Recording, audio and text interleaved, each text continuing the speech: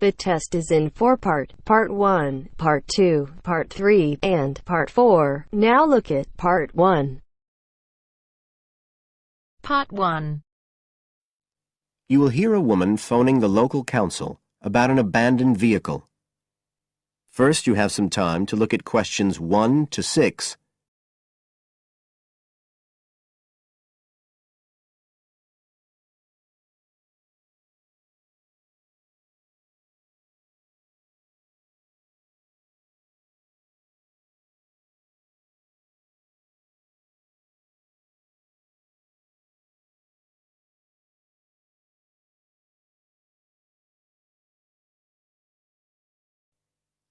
Now we shall begin.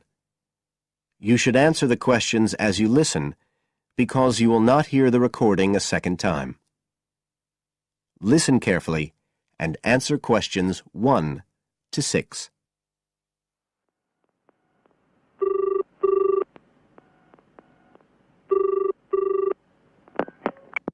Environmental Health Department, Paul speaking.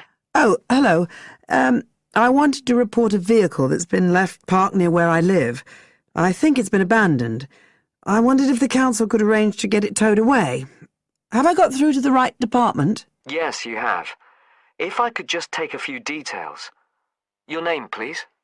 Mrs. Shepherd. Thank you. It's not my vehicle, though.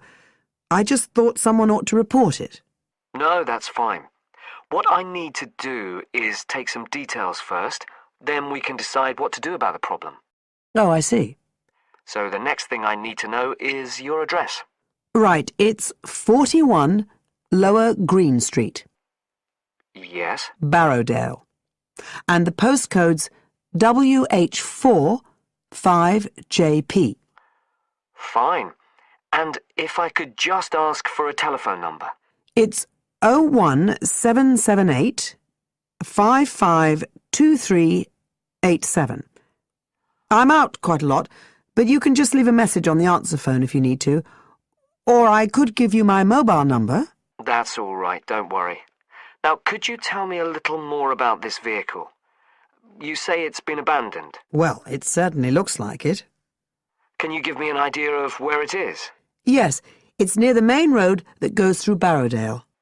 Is that the A69? Yes, that's right. Now, there's the primary school just towards the end of the village, and then next to that, next to the children's playground, there's a field, and it's in there. Oh. I wonder how it got in there. Well, there's a gate to allow farm machinery in and out. I thought something ought to be done about it. The children from the school might start playing in the vehicle and lock themselves in or something. Yes, you are quite right to report it. And what type of vehicle are we talking about here? It's a van, actually. You know, the sort with just a couple of little windows at the back. Right. You don't happen to know the make and model, do you? Oh, yes. I went and had a look and got all the details. I thought you might need them. I'm surprised the school hasn't contacted you about it. Anyway, I wrote the details down. Right. It's a Catala, and the model's a Flyer 2000. Is that Flyer? That's right. Very good. And the colour? Well, it's not all that easy to see because it's absolutely filthy. And actually, it looks as if it's had a paint job at some stage. It's blue, but you can just see white underneath where it's been scratched. Right. Well, I'll just make a note of the present colour, and if you could just tell me the vehicle number. Did you make a note of that? Oh, yes. It's S322GEC. Okay.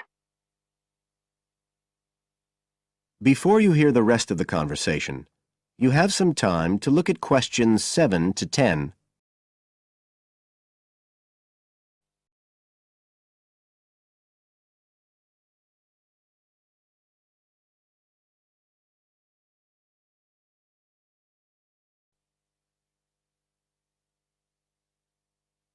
Now listen and answer questions 7 to 10.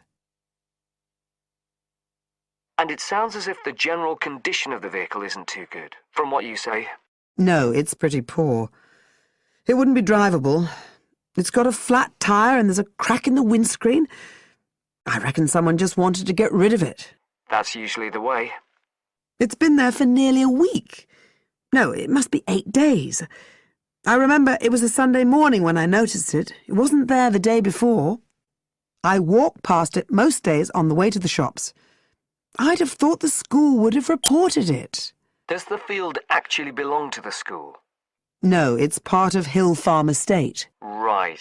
I'll just make a note of that. And I don't suppose you have any information about who might own the vehicle? No, I've no idea. So what will you do now? Well, we'll come and have a look and see if we can trace the owner. And if we can't, the vehicle will be removed as rapidly as the law permits. It could be anything up to 20 days. One thing I should say, I'm quite sure this doesn't belong to anyone round here. I'd definitely recognise it if it was from someone who lived here. So you don't think it was anyone local? Right. I'd say at a guess we're looking at a stolen vehicle here. I did wonder if it might have been. You hear such a lot about car thieves nowadays. Well, we certainly will be looking into that possibility. Anyway, thank you for contacting us, Mrs. Shefford, and we'll keep you informed of what happens. Right. Thank you very much. Goodbye.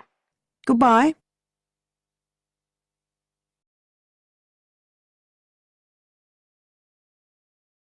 That is the end of part 1.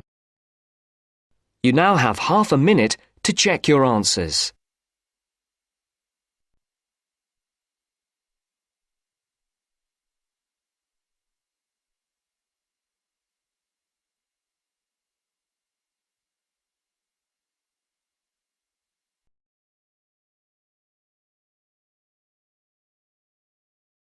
Now turns to part 2. Part 2. First, you have some time to look at questions 11 to 15.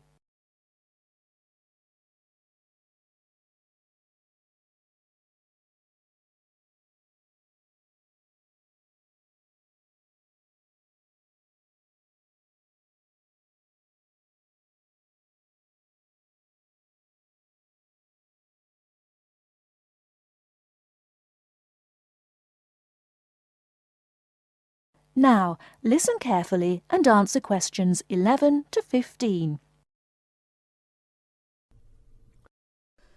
Starting at the beginning, you can see the on-off switch just beneath the two lights. Having turned the machine on, these lights now become very important. When the light on the left has gone out, you can begin making coffee, as it means the water is now hot enough.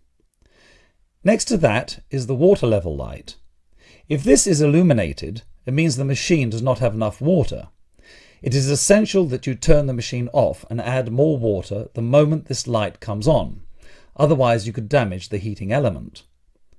Once you have checked that both the heater light and the water level light are off, make sure the filter holder, that's the part with the handle just under the control panel, is in place. Once you have your cups ready, it is time to press the coffee delivery switch. That's the button just above the filter holder beside the boiler meter. Remember to take a quick look at the meter as it tells you the exact temperature of the water. On both the left and right hand side of the machine, on the same level as the filter holder, you can see the steam pipes used for heating milk. These steam taps need to be cleaned regularly to avoid blocking. And finally, if you do spill any coffee, don't worry. Just make sure that the drainage pipe at the bottom of the machine is leading into a sink or a suitable waste container. As with the steam taps, the drainage pipe needs regular cleaning.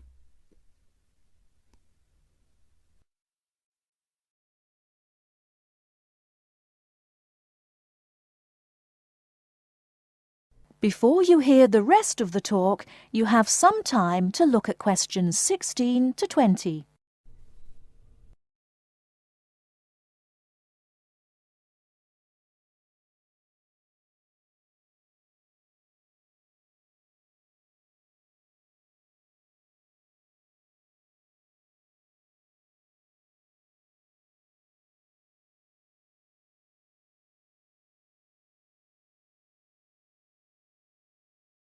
Now listen and answer questions 16 to 20. First and most importantly, I'll tell you where you should go from tomorrow for your lectures and classes. The Health Sciences building is on the west side of the campus, opposite the library, beside the History department. As you are probably aware, there are 6 modules to the course, which will take a year to complete. That's 2 modules each term. In the first module of this term, you will be looking at current laws with regard to health and safety in the workplace. Don't forget that as you progress through the course, you should be building your thesis. This will need to be completed by the end of the year. Coursework will also be credited to your final grade, but the most important part of the course is the thesis. Now, the final thing I want to tell you, and again you should know this, is that there will be a number of guest speakers throughout your course. They will come from a number of different medical backgrounds, but they will all be giving you their views on the relevance of health sciences in their occupations.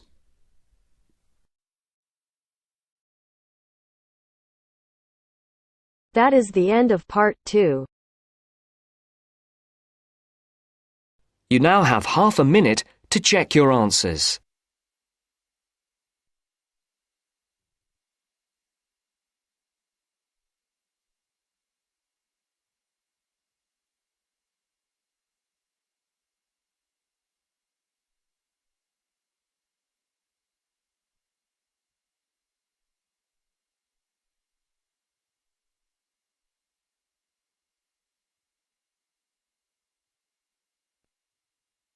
Now turns to part 3. Part 3. You'll hear a lecturer talking to students about America in the 1960s. You have some time to look at questions 21 to 26.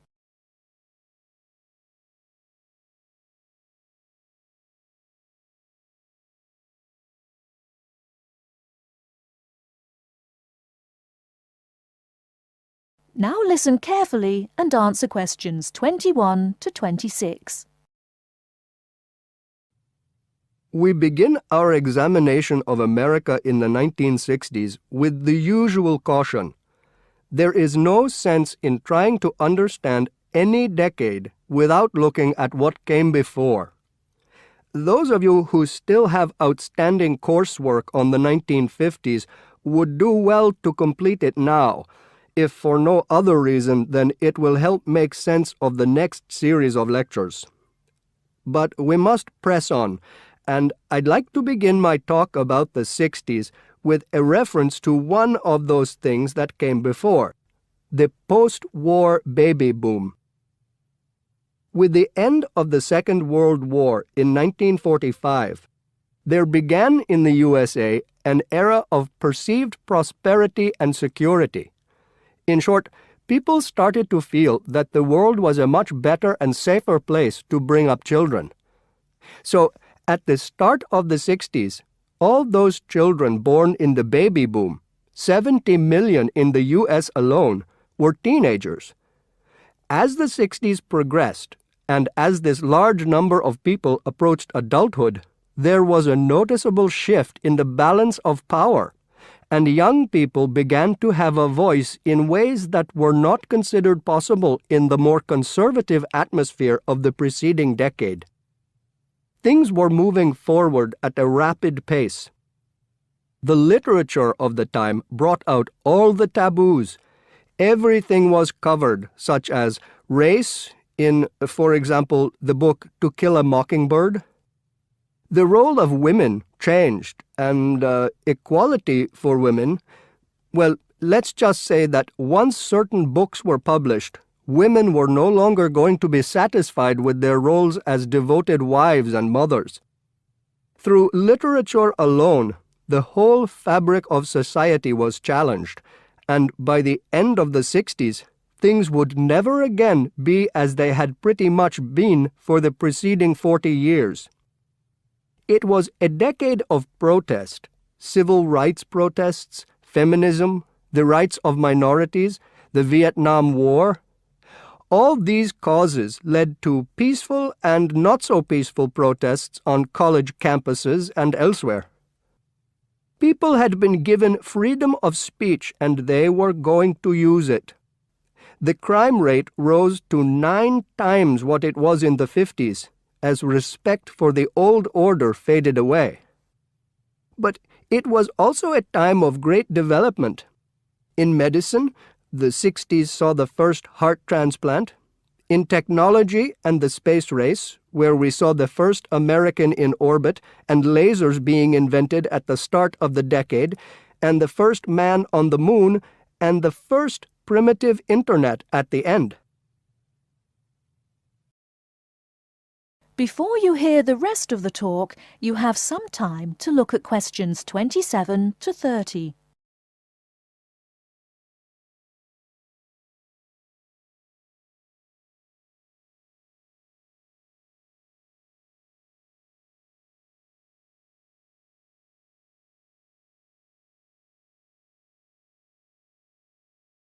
Now listen and answer questions 27 to 30. None of this, good or bad, might have happened if things in 1962 had gone slightly differently.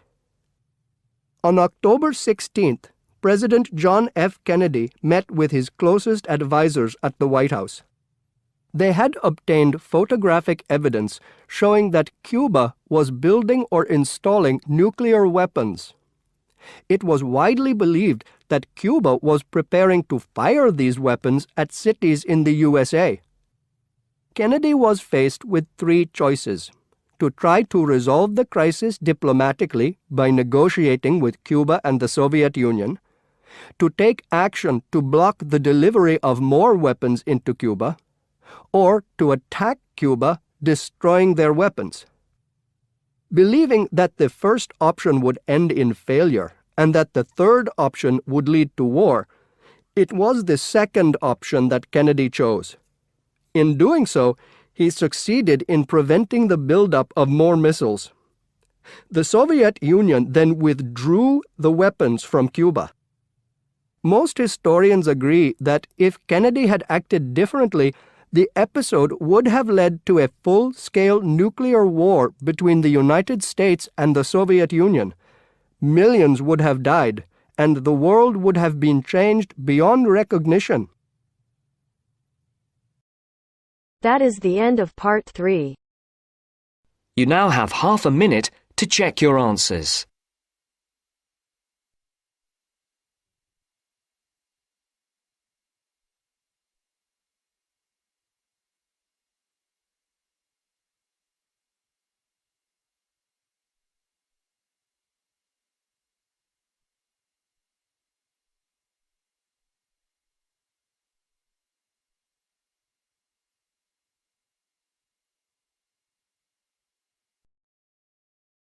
Now turns to part 4. Part 4. You will hear part of a lecture on the current and future use of mobile phones. You now have 30 seconds to read questions 31 to 35.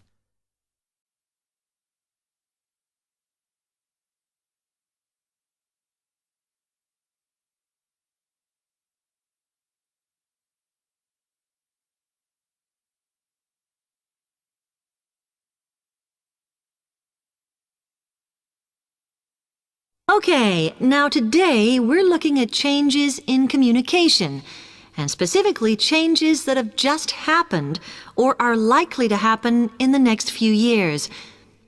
Key to this is the mobile phone, which is increasingly being seen as an all-purpose system rather than just a phone. If you only use your phone for texting and making calls now, you will be amazed at how you'll be using it in the future. The technology has been developed for a range of other uses. For example, phones could be used so that if you are meeting someone and they get lost, you could send them a map of your location to help them. This will save all those complicated explanations over the phone and our poor friends or colleagues trying to drive and find out where they are at the same time. And if you get bored waiting, or if you're traveling, for example, you will soon be able to see TV news on your phone as it is actually being broadcast. This means that you won't have to miss any of your favorites if you were away for a few days. Most people have got used to texting now, and young people send pictures to each other. But what is exciting is the possibility of putting music with them before you send them. And it's not all frivolous. Phones are going to become even more critical in business and education. Some recent developments have a highly practical usage. So, for example, as lecturers, we will be able to send everybody a text to let them know if lectures have been cancelled. And the new phones could have a further use in education, as well as business, as they will enable us to go to any destination, such as when we are doing a field trip, for instance, and from there to send data directly to a computer so that we can access it when we get home. This means we will no longer be limited by what the phone can store. You now have 30 seconds to read questions 36 to 40.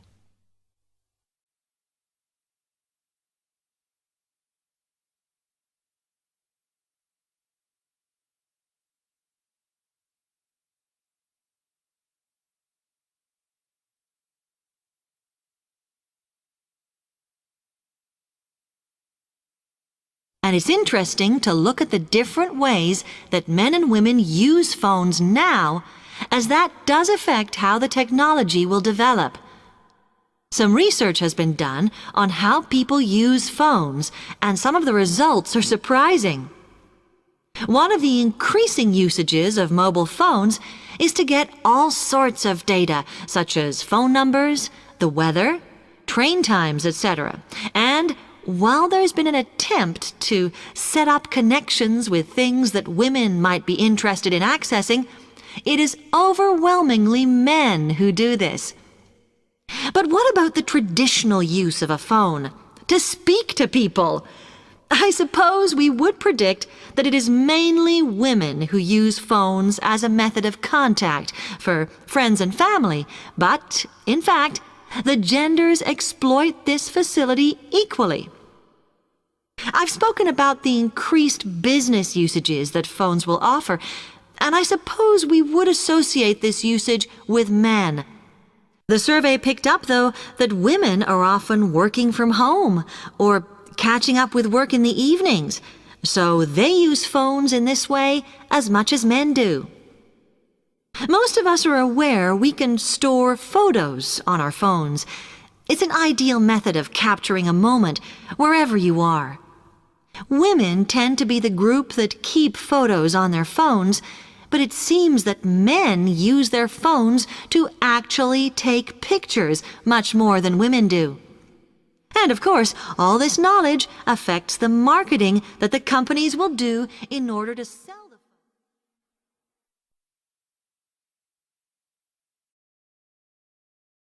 That is the end of part 4. You now have half a minute to check your answers.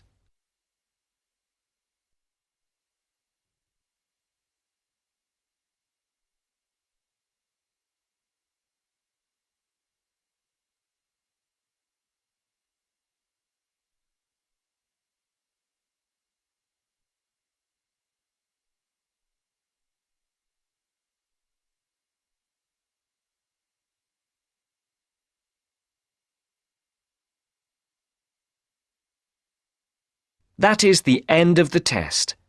You now have 10 minutes to transfer your answers to your IELTS listening answer sheet.